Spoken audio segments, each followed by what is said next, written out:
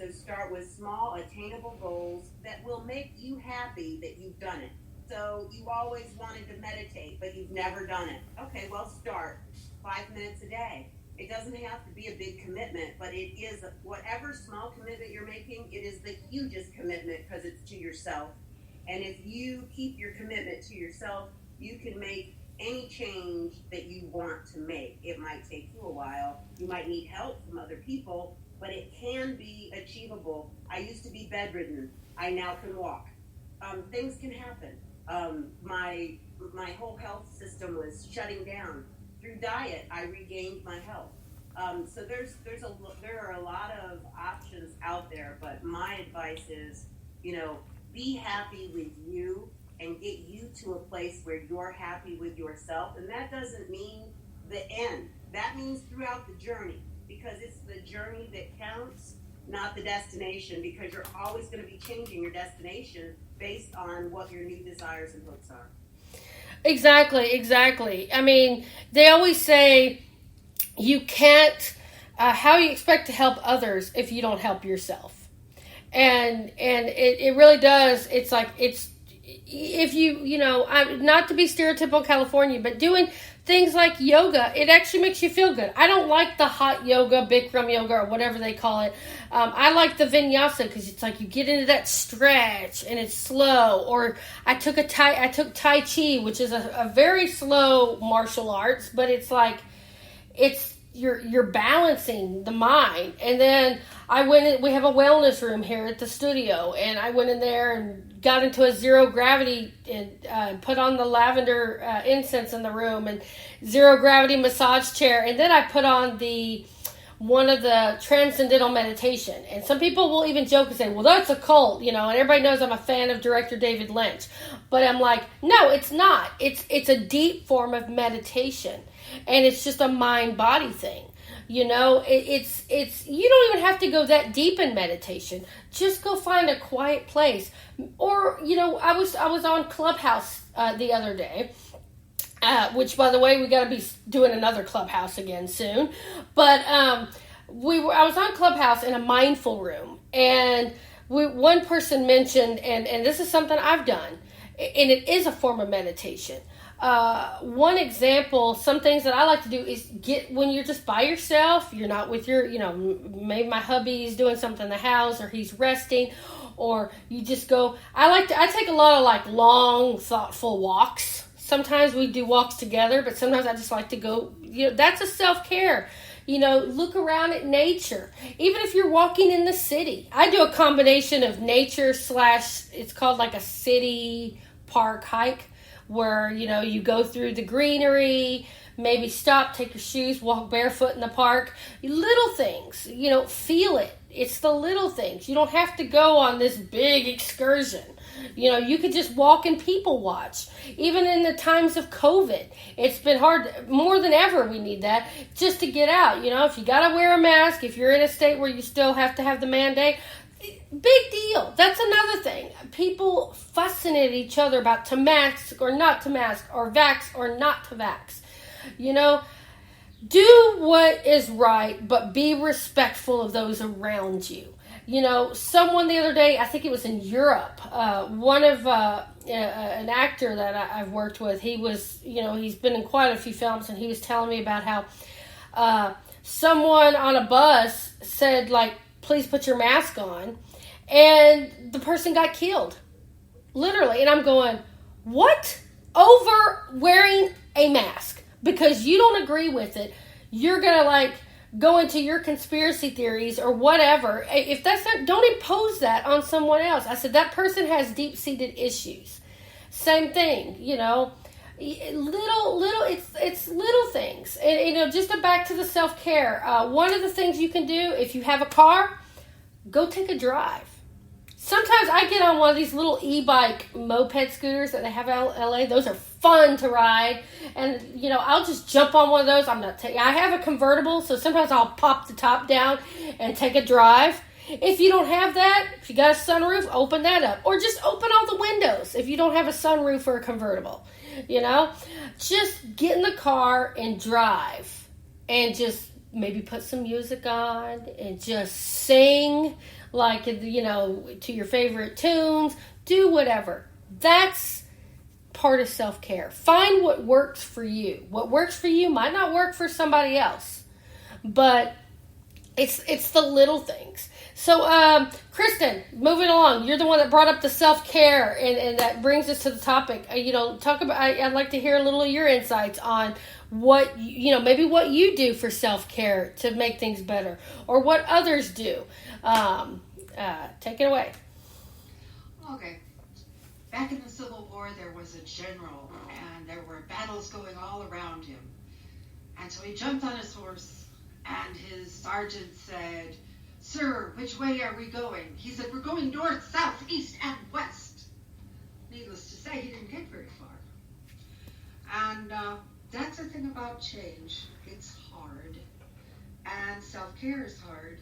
And did you know that we are the only species on Earth that can be aware of being aware? If you go into mindfulness, you begin to realize, you begin the breathing, you go through this, and you're aware of, and then eventually you become aware of being aware. And no other animal can do that. Nobody can do that but us. We're very special in that realm.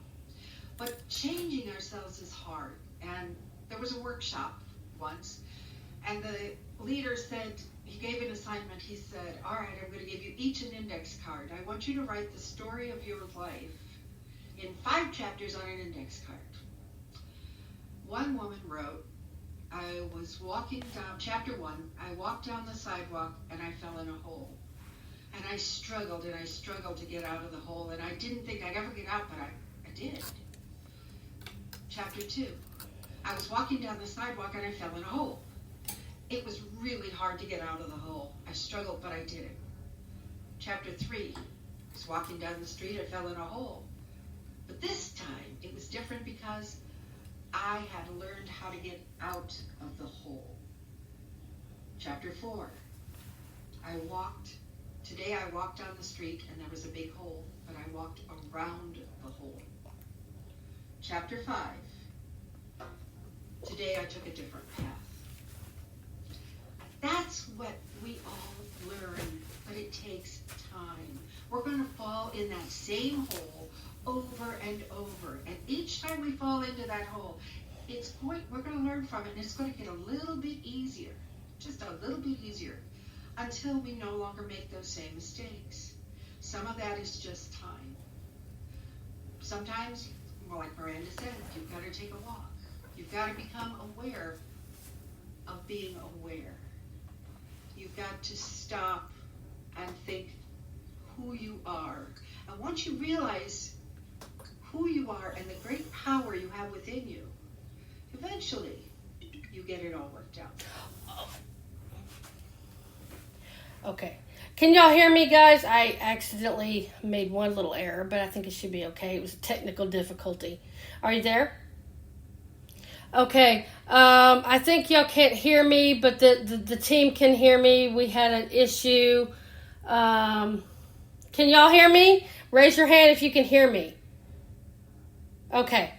I think someone muted. That's what happens when it goes live. I was adjusting. We were having there was a problem in the studio, and we finally got the mics were adjusted right. Well, just now the big monitor in the studio powered itself off when I was just trying to turn it up.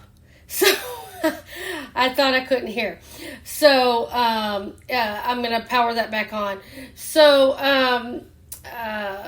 if everybody's got their volume on, I think we're back loud and clear.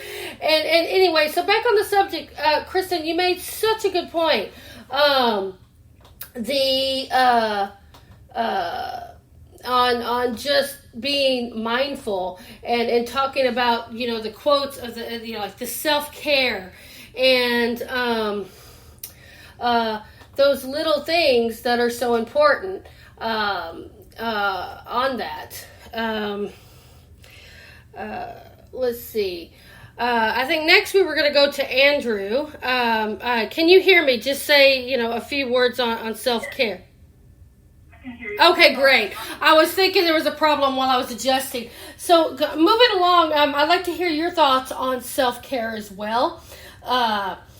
And we'll go ahead and let you kind of just elaborate. You know, like I said, Kristin, you know, that was such a good point on what you brought up about, you know, caring for yourself, and even going back to the, you know, a Civil War comparison. I was going, wow, she goes deep, you know. But it's amazing, and people need to know this. So, Andrew, I'd like to hear your thoughts on what we can do, and even share an example of what you do for self-care when you're, you know, inspiring change and mindfulness in others. Well, I was going to say, we all at some point get depressed or something brings us down. You know, a lot of it, sometimes we may watch a little bit too much TV, like say, the news, what's going on in the world. It can really affect you.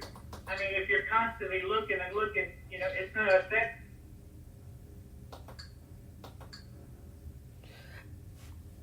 Okay, hold on, Andrew, just one moment. We had an issue with the TV here. It's acting kind of weird. I don't know why. So I'm gonna interrupt for just a moment. We had a technical difficulty that occurred, and it shut you off. So just one moment to our listeners. I think we're going to be back live. Ha! Oh, and just so funny, as the screen came back on, it said moving mountains across the bottom of the screen. And I thought, yeah, I felt like I had to move mountains just to get the tech back in shape. But that just kind of goes a little bit on what you're talking about, what we see. I think the last thing we said before you kind of went radio silent, was about like watching the news, and some people have been kind of tuning it off, but yet you still want to be aware. You can talk a little bit about what you do where you're still informed, but yet, you know, kind of going in that direction. Finding a way to move mountains, as our tech screen like to say. Anyway, Andrew, I'm going to let you go ahead and continue on with your thought. Proceed. Sure. Yeah, it's just, you know, it's good to be informed. You know, get all the information that you need, and then you move on, get away from it. You know, for what I like to do is, of course, I've been having fun, you know, shopping at the back of the store, just finding these furniture pieces. To me, that's very therapeutic. Keeping yourself moving is very therapeutic, no matter what it is, whether you're walking or maybe even creating art. You know, I tell a lot of people, you know, because they ask me, because I'm also an artist, you know, how do you get these images down? And I tell them, I say, well, you know what?